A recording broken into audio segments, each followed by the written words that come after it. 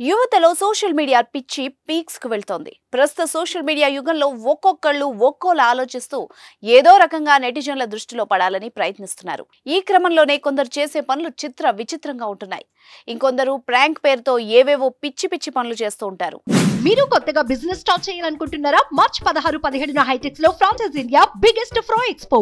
వాటిలో కొన్ని నెటిజన్లకు తెగ నవ్వు తెప్పిస్తూ ఉంటాయి.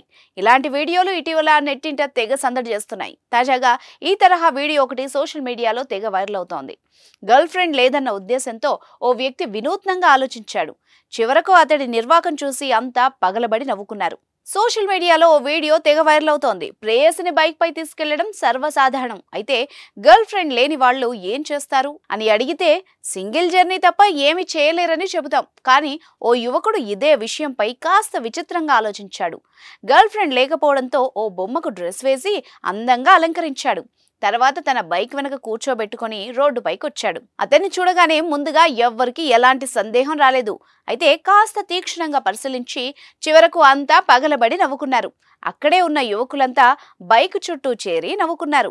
ఆటోల్లో వెళ్తున్న మహిళలు ఇతడి నిర్వాకం చూసి సిగ్గుతో తల పక్కకు తిప్పుకొని మరీ నవ్వుకున్నారు. ఈ వీడియో ప్రస్తుతం నెట్టింట తెగ సందడి చేస్తోంది.